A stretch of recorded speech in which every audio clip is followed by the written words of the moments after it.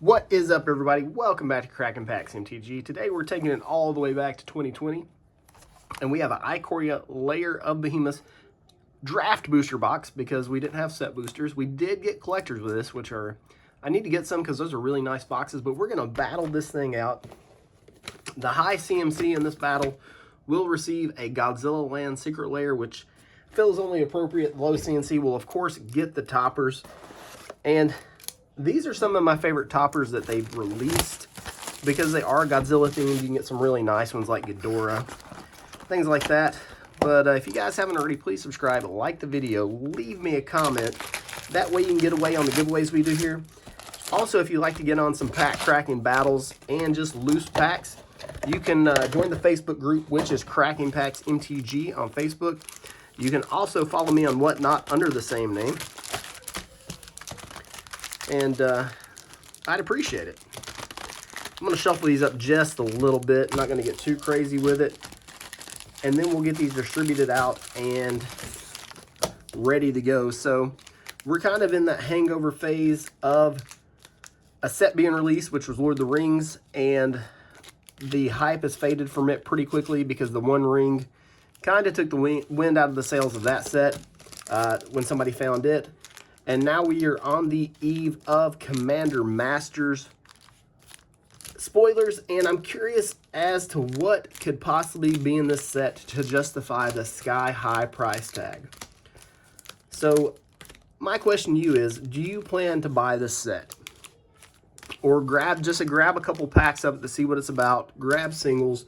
What is your plan? Because, you know, with set booster boxes looking like they're in the $300 to $400 range, you know, collector boosters in the $225, $250 range with only 4 packs in it, it's going to get pricey. So our participants for this battle, we got Will O, followed by Kimberly B, my man Andy S, Nathaniel, welcome back, Miguel's been hitting it hard lately. Appreciate it, Miguel. Andy's always in there. Kimberly's always in there. Will, new guy luck for you. Nathaniel gets in when he can. Love you for that. My man Tony, even though the mailman doesn't like to deliver the stuff we send, Tony, we're going to get it to you if I got to walk it myself. So let's get started. Pack number 1. These are Japanese printed packs because we do have a nice little pull tab. We're looking for triomes. There is a legendary creature, Ooze, also known as a companion.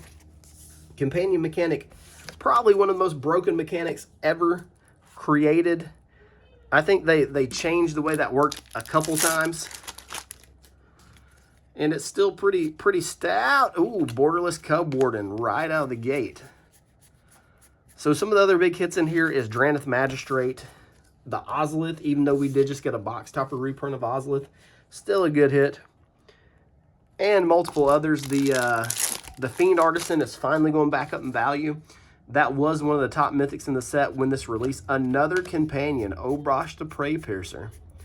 So as we go through here, if we get some of the big hits, I'll point them out to you guys if you don't already know it. Because this set did not get a fair shake. This came out at the height of the pandemic. And it really, nobody really got a good feel for this. Slither Wisp for Will. Will's new guy luck's going to have to kick in real soon.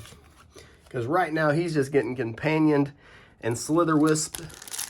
Maybe this pack will be a hitter. And if not, hopefully that last one. Praying for a trio. Ah! Borderless. That's what makes these draft boxes so much fun to open, is because you get the borderless triomes in there. And that is the Jeskai triome, the Rogren triome, however you want to say it. Such a beautiful card. And the new guy luck shows up for Will. And you average, like, I'm going to say 1.5, sometimes 2 per box of those borderless triomes. 16 there for Will. We've already got 2 borderless cards, though. 1 Cub Warden, 1 Triome. I'd be surprised to see another one. Kimberly starting off with a Giganta, one of the better companions there. 5-color Commander, if you was wondering. Such a good card. And we're going to move on to pack number 2. A little bit of shine got taken off the companions with March of the Machines, I think it was, because it got printed in March of the Machine. Oh, it's another Rogren Triome. Let's go. And it seemed like they were in every pack in the showcase slot. I think it was March of the Machines. If not, yeah, it was March of the Machines. Correct me if I'm wrong on that one. But every single showcase card in the collector pack seemed to be one of the companions, a Labyrinth Raptor. That is a Nightmare Dinosaur. I don't know how many dinosaurs could be nightmares, but that's one of them. It looks more like a dog to me than a nightmare. But what do I know? What do I know? So now it's a Luca. Sheesh. Borderless Luca. We're getting some beef out of this box. Love to see it. That's our third borderless card, so doing rather well here. I don't know if Luca's very expensive or not, but that's a super cool card nonetheless. And moving on to pack number 5 for Kimberly. It's got a couple of nightmares in your stack, Kimberly. Hope you're sleeping well. All these nightmares running around. So let's add that up for you, and that puts you at 15. One off the pace of Will at 16. And Andy is up. Andy the Annihilator. Gonna take it home here. Let's see what's in pack number 1 for you. Mythos of Vadrock. That whole Mythos cycle is illustrated by Seb McKinnon, if you didn't know. It's kind of out of, I'm going to say out of his usual character. It's out of his usual Magic art style. Once you know it's him, you can see the cues like that it is Seb. And Dotha Triumph, third Triumph out of this box. As Redbeard would say, we like those. And I know Seb is a lot of people, they really, you know, he's up there on their tier of favorite artists. And, you know, I tend to agree with it regardless of any other outlying factors. We got the Bird Serpent. This guy is a menace. I don't know if you've ever had to play against a Yorion deck, but it is not fun. So that'll be 5 more for Andy. We're not even halfway through this box, and I think we're doing pretty solid here. Unpredictable Cyclone for 5. I think, what did we hit? 1 Mythic with the Luca? And I think that's it so far. Pretty, maybe the bottom of this is pretty heavy with Mythics. And I don't know if this is exactly a set you want to hit a ton of Mythics out of, because Lures of the Dream Den, that card used to be so expensive, but got banned pretty much everywhere. I think most of the Mythics are on the lower end. So this is a very rare heavy set as far as value goes. And Andy is at 17. Nathaniel. First pack for you. Good luck. Have fun. Hopefully you don't have to mulligan. And you got Kahira, the Orphan Guard. So, again, Companion. And Wizards is reprinting stuff like crazy. I think we're at a point in Magic where maybe we quit reprinting cards that have value and just start making new cards that are good and have value. Great Shark for 5. It feels, because it hurts the value of older cards and older sealed product. I don't know if you guys are collectors in that way, but I just feel like we need new value instead of just reprinting old value. Colossification, meow. You know, I want some new, solid, valuable cards that actually feel good when you actually rip it.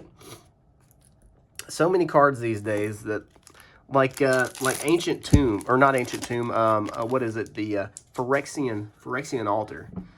It's been printed so much lately. Ooh, a foil Yorion and an Offspring's Revenge. For the longest time, that card was pushing $100 when the last printing was Ultimate Masters. And we've got a couple prints lately, and it has absolutely destroyed the value of that card. It's going to be 10 more for Nathaniel.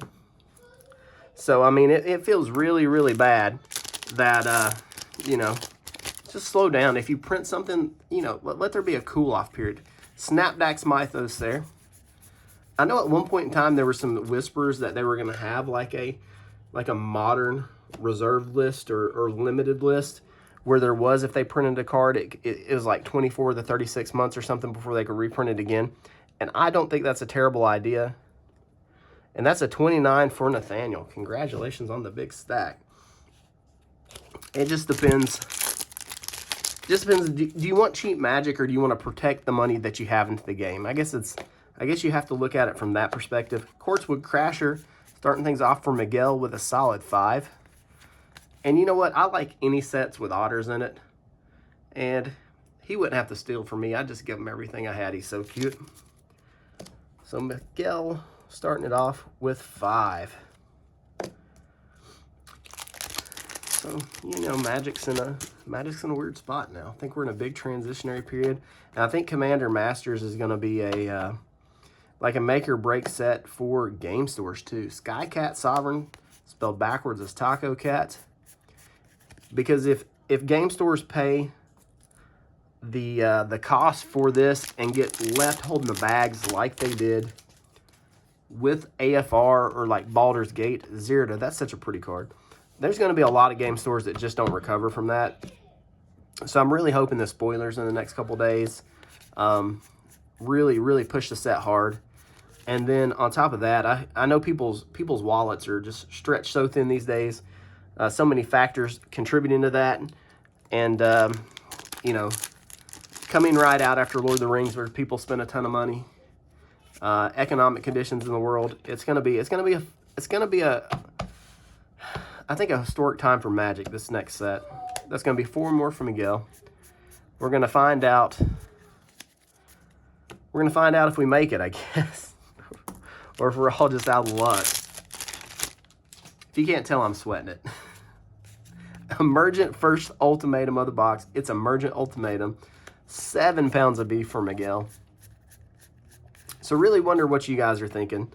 You know, when you're having to put a booster box on a payment plan or layaway or afterpay, Klarna, pay in for, that's a bad sign. Either you shouldn't buy the box or the box shouldn't be that expensive. I think that's where we're at. All right, Tony, caboose time. Will it be good to you? Lava Brink Venture. Not what we're looking for. It's a good card, though. 3 mana, 3/3. And it's interesting. When it enters the battlefield, you choose even or odd, and it gets protection from that. Very unique ability on that card. I think it's super cool. Pack 2 for Tony. Riel the Everwise.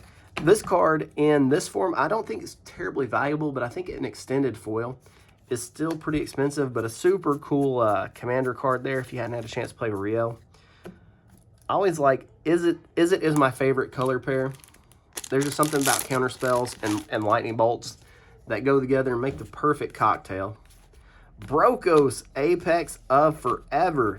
2nd mythic there. And those are, I refer to those as the Apex Legends. I don't know if that's the correct classification, but that's where we're putting them today. And we got a Titan's Nest for 4. So, love this set. Really hope we get to go back to Ikoria.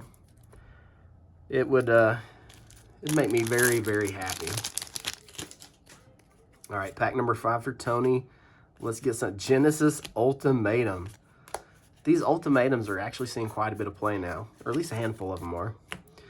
And who knew a 7 mana sorcery could do work like that? 6, 11, 15, 22 there for Tony.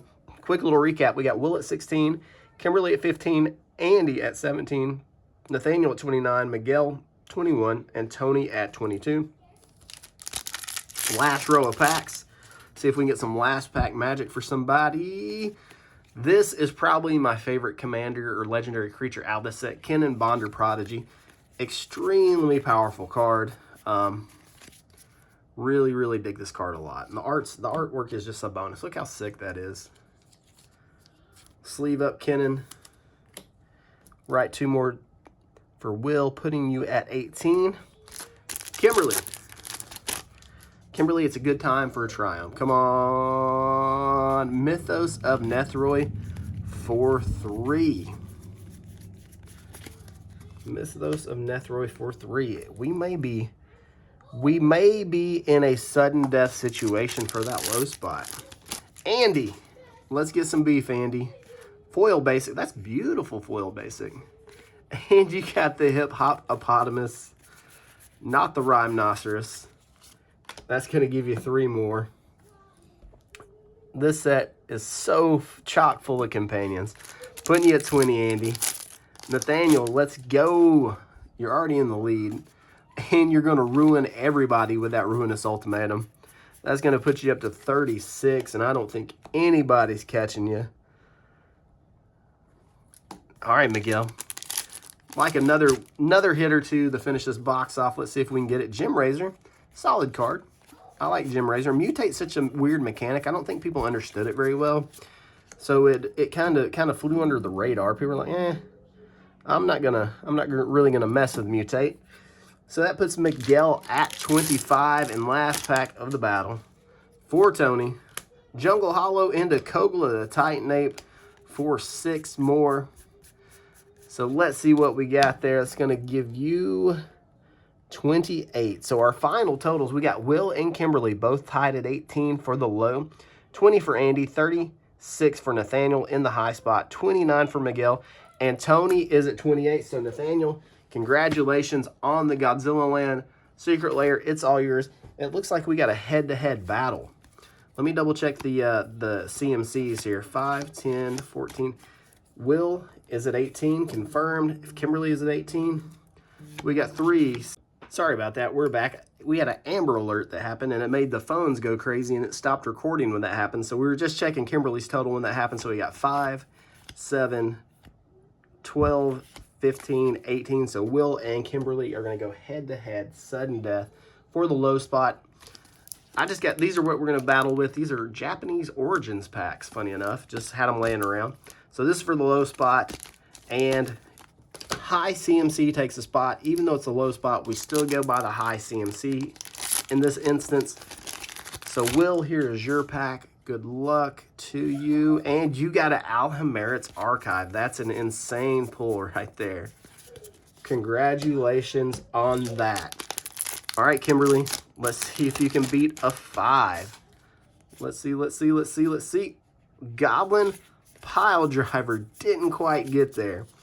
So congratulations on the low spot, Will. So that means you get the box topper. Let's see what it is. Oh, it's not a great one, but it is a great one. I love Baby Godzilla. So stinking cute. It's not an incredibly valuable box topper, but the cuteness overload is worth it. Sorry about the interruption with the Amber Alert, guys. I even had my phone in Do Not Disturb and airplane when I record, but the Amber Alert overrode it. You know, it's important those things happen, so not too mad about it. I'll patch the video together for you. Thank you for joining me. If you don't mind, subscribe, like the video, leave me a comment for the giveaways. As always, I love your faces, and we'll see you in the next one.